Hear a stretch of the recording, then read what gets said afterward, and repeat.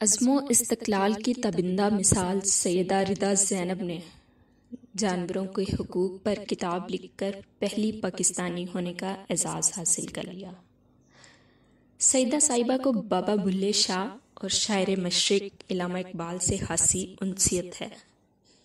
ان کا کہنا ہے کہ میں نے جانوروں سے محبت کرنا اپنے ماں باپ سے سیکھا ہے۔ ردا زینب تعلیم کے میدان میں شخص سوار ہیں ہی، لیکن پیغام موہان کتاب لکھ کر انہوں نے لوگوں کے دلوں میں بھی جگہ بنا لی ہے۔ اس کتاب کو نیشنل اور انٹرنیشنل لیول پہ بھی سراہا جا رہا ہے۔ ردا زینب کا نام حال ہی میں وومن وگر ایوارڈ کے لیے نامینیٹ ہوا ہے۔ بلیوں سے پیار کرنے والی یہ لڑکی پاکستان کی ہی ایک انٹرنیشنل آرگنائزیشن میں بطور یوتھ ایمبیسیڈر بھی خدمات سر انجام دے رہی ہیں۔ ان کا کہنا ہے کہ میں نے انسانوں اور جانوروں کے حقوق پر عبادت سمجھ کے کام کرتی ہوں۔ سیدہ صاحبہ نے جب جانوروں کے حقوق کے بارے میں سوچ بچار کی تو انہوں نے جانوروں کے حقوق پر کتاب لکھ کر قلم کے ذریعے آواز بلند کرنے کا سوچا۔ پیغام موہان ایک اصلاحی کتاب ہے جس میں جانوروں کے حقوق اور اہمیت کو اجاگر کیا گیا ہے۔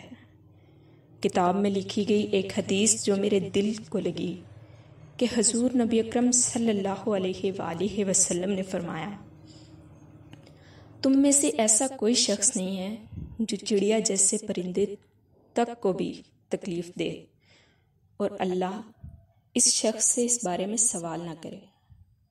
اور ایک بہت ہی اللہ تعالیٰ کی رحمت پر یقین اور پختہ کرنے والا واقعہ تحریر کیا گیا ہے، جسے میں مختصراً بتاتی ہوں کہ حضرت موسیٰ علیہ السلام کو بکری کے بچے پر شفقت کرنے پر اللہ تعالیٰ نے کلیمی عطا فرما دی۔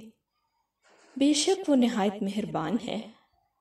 اس کتاب میں جو فاؤنڈیشن جانوروں کے لیے کام کر رہی ہیں ان کی تفصیلات بھی لکھی گئی ہیں اور ان آرگنائزیشن کے فاؤنڈرز کے بارے میں بھی لکھا گیا ہے، جس میں عائشہ چندریگر فاؤنڈیشن سر فہرست ہے۔ عائشہ چندریگر کے فاؤنڈیشن کو بھی خراج تحسین پیش کیا گیا ہے۔ پیغام موہان میں مصنفہ نے بہت اچھے طریقے سے ہمیں ایک نیا راستہ دکھانے کی کوشش کی ہے۔ بلا شبہ مصنفہ کی یہ کتاب بہت منفرد اور دلچسپ ہے۔ اس کا آغاز بہترین اور اختتام نہایت ہی بہترین ہے۔